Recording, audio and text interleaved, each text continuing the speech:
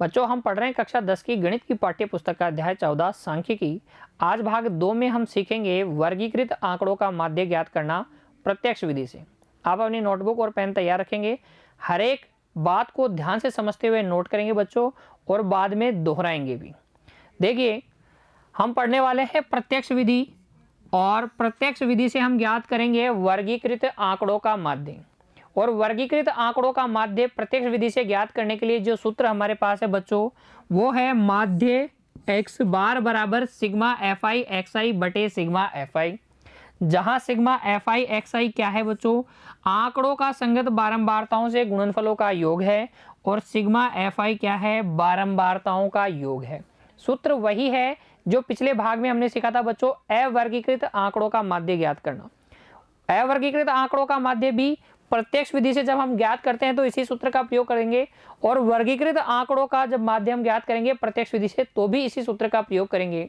अंतर क्या है, अंतर आपको स्पष्ट हो जाएगा बच्चों उदाहरण की सहायता से। आइए हल करते हैं हमारी पाठ्य पुस्तक की उदाहरण संख्या 2 को। देखिए, उदाहरण संख्या 2, नीचे दी हुई सारणी भारत के विभिन्न राज्यों एवं संघीय क्षेत्रों यूनियन टेरिटरीज के ग्रामीण क्षेत्रों के प्राथमिक विद्यालयों में महिला शिक्षकों के प्रतिशत बंटन को दर्शाती है।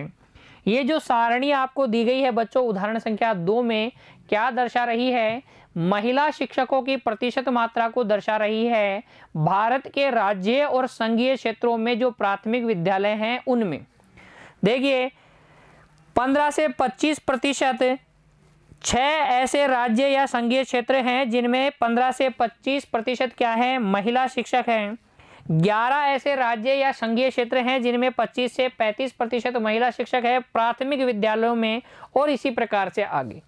हमसे पूछा गया है इस अनुच्छेद में चर्चित तीनों विधियों से महिला शिक्षकों का माध्य प्रतिशत ज्ञात कीजिए। तो हमें महिला शिक्षकों का माध्य प्रतिशत ज्ञात करना है तीनों विधियों से। उदाहरण संख्या 2 में हमें तीनों विधियों से हल करने को कहा गया है। आज हम सीखेंगे बच्चों किस विधि से, प्रत्यक्ष विधि से। और दो विधियां कौन कौन सी हैं, और कौन सी दो विधियों की चर्चा हमने पिछले भाग में की थी बच्चों, एक थी उनमें से कल्पित माध्य विधि, कल्पित माध्य विधि, और एक थी पग विचलन विधि। एक कौन सी थी, पग विचलन विधि, पग विचलन विधि। तो माध्य ज्ञात करने की ये 3 विधियां हमारे पास हैं, जिनमें से आज हम चर्चा कर रहे हैं प्रत्यक्ष विधि की। इसी उदाहरण को हम फिर से हल करेंगे कल्पित माध्य विधि से भी और पग विचलन विधि से भी आज की कक्षा में, लेकिन हम हल करने वाले हैं प्रत्यक्ष विधि से। कैसे, प्रत्यक्ष विधि द्वारा जब आंकड़े वर्ग अंतरालों के रूप में दिए जाते हैं तो माध्य कैसे ज्ञात करते हैं बच्चों, उसके लिए देखिए उदाहरण संख्या 2 का हल प्रत्यक्ष विधि से हम हल करेंगे। और बच्चों आप एक सारणी बना लीजिए कुछ इस प्रकार की। ये 2 कॉलम तो आपको दिए गए हैं, महिला शिक्षकों का प्रतिशत आपको दिया गया है, राज्यों या संघीय क्षेत्रों की संख्या आपको दी गई है।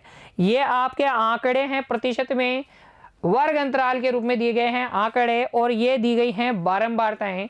आप सबसे पहले ज्ञात करेंगे माध्यमान। क्या ज्ञात करेंगे, एक्स आई ज्ञात करेंगे।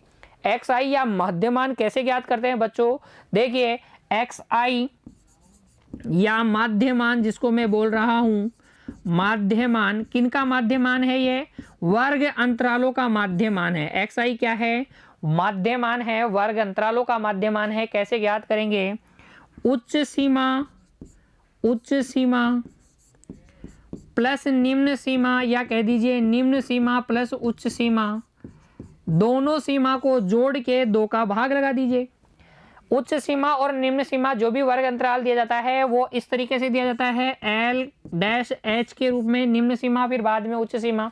जैसे 15 से 25% तो 15 क्या हो गया, निम्न सीमा, 25 क्या हो गया, उच्च सीमा।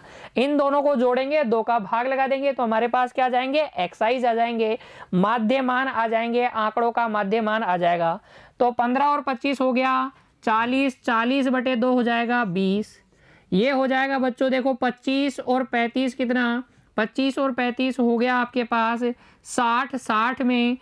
60 में जब आप 2 का भाग लगाएंगे 30, ये आ जाएगा 80, 80 का आधा करेंगे 40, ये आ जाएगा आपके पास कितना आ जाएगा बच्चों 100, 100 का आधा करेंगे, 100 का आधा हो जाएगा कितना, 100 का आधा हो जाएगा 50, ये आ जाएगा 120, 120 का आधा 60, ये आ जाएगा 140, 140 का आधा 70, और ये आ जाएगा बच्चों आपके पास 160, और 160 का आधा कितना हो जाएगा 80 हो जाएगा क्या, ये हो जाएगा 80। तो ये आपके पास आ गए हैं एक्स आई।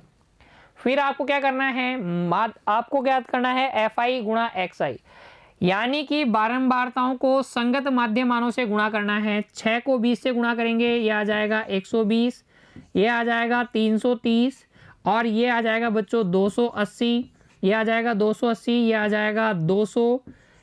4 को 60 से गुणा करेंगे 240 आ जाएगा, 2 को 70 से गुणा करेंगे 140 आ जाएगा, 1 को 80 से गुणा करेंगे कितना आ जाएगा 80 आ जाएगा। फिर हम करेंगे क्या, सूत्र क्या है, सूत्र हमारे पास है सिग्मा एफ आई एक्स आई, मतलब एफ आई एक्स आई का योगफल। एफ आई एक्स आई का योगफल कीजिए, इन सबको जब आप जोड़ोगे तो यह जाएगा 1390, और बटे सिग्मा एफ आई, इन सबको जब आप जोड़ोगे तो ये कितना आ जाएगा 35 आ जाएगा।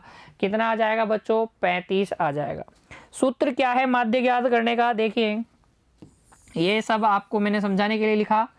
फिर देखिए आप इस प्रकार से सारणी बना लेंगे, सारणी बनाने के बाद में आप लिखेंगे माध्य का सूत्र प्रत्यक्ष विधि से। आप लिखेंगे माध्य एक्स बार बराबर होता है sigma f i x i बटे sigma f i. Sigma f i x i कितना है 1390 है, बटे एफ आई कितना है बच्चों, ये है 35, ये है कितना 35, भाग लगा दीजिए 35 का इसमें, ये आपके पास आ जाएगा 39.71 लगभग। कितना आ जाएगा 39.71। आप देखेंगे बच्चों जब मैं बाकी दोनों विधियों से भी जब इस उदाहरण संख्या 2 को हल करूंगा तो यही आपको माध्य मिलने वाला है। तो माध्य में तो कोई परिवर्तन नहीं होगा, माध्य के मान में कोई परिवर्तन नहीं होगा, लेकिन विधि में परिवर्तन है। आपको क्या वर्गीकृत आंकड़ों का माध्य ज्ञात करना आया, जब आपको वर्गीकृत आंकड़े दिए जाएं तो प्रत्यक्ष विधि से वर्गीकृत आंकड़ों का माध्य कैसे ज्ञात करते हैं बच्चों, उदाहरण संख्या 2 की सहायता से हमने सीखने का प्रयास किया। जो प्रश्न में दिया जाएगा उसकी सहायता से हम ऐसे 4 खाने वाली एक टेबल बनाएंगे, वर्ग अंतराल, बारंबारता, माध्यमान, f i x i. F i x i को जोड़ लेंगे, एफ आई को जोड़ लेंगे, एफ आई एक्स आई में एफ आई का भाग लगा देंगे, सिग्मा एफ आई एक्स आई में सिग्मा एफ आई का भाग लगा देंगे, तो आपको मिल जाएगा आंकड़ों का माध्य। है ना आसान, कोई दिक्कत आपको नहीं होगी बच्चों, बहुत आसान है प्रत्यक्ष विधि से आंकड़ों का माध्य ज्ञात करना। इसे नोट कर लीजिए, इसे नोट कर लीजिए, और हमारी पाठ्य पुस्तक में जो प्रश्न आपको दिए गए हैं आंकड़ों का माध्य ज्ञात करने से संबंधित, उन सभी को आप प्रत्यक्ष विधि से एक बार ज्ञात करने का प्रयास कीजिएगा। आज की कक्षा में इतना ही बच्चों, मिलते हैं अगली कक्षा में। वर्गीकृत आंकड़ों का माध्य हम ज्ञात करेंगे अगली कक्षा में कल्पित माध्य की विधि से। तब तक के लिए आप पढ़ते रहिए बच्चों, खुश रहिए, धन्यवाद।